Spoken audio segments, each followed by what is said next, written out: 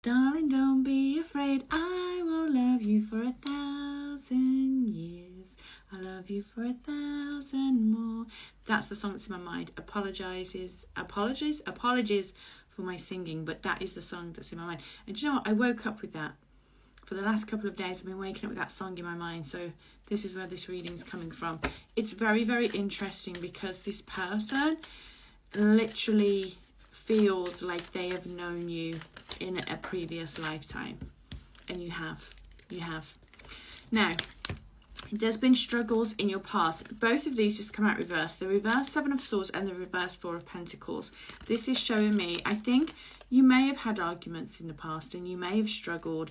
I believe both parts are to blame in this connection for things, obstacles that you've been having to get over. But the important thing to know from this reading is that there is growth, there is opportunity, and there is somebody who is aware that they have been lacking in making you feel wanted and secure in this connection, because I don't feel like you've been getting that from this person.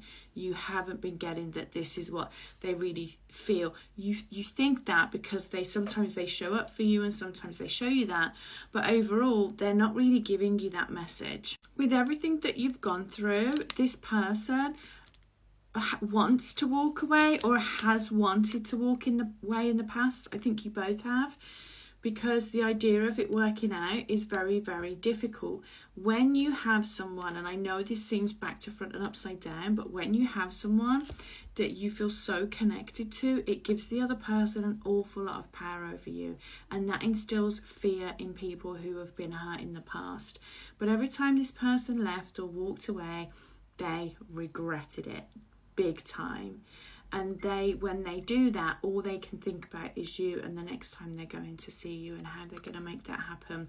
So this person knows walking away doesn't solve it. This person knows they can't walk away because they can't stop thinking about you when they do. So they know they have to really kind of face what's going on. There's that Six of Cups that came out earlier. See, I put it back in the deck so I could see it, and now I shuffled it again. It's come out again. So that's just that confirmation.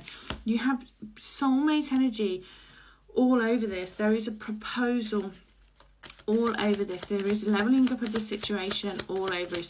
There is somebody who literally feels when they walk away from you, because I feel that they do, I feel that they can be stubborn and that they may have a bit of temper. Ten of Cups. And I feel that, and the Chariot, I feel that when they do, they severely regret doing that.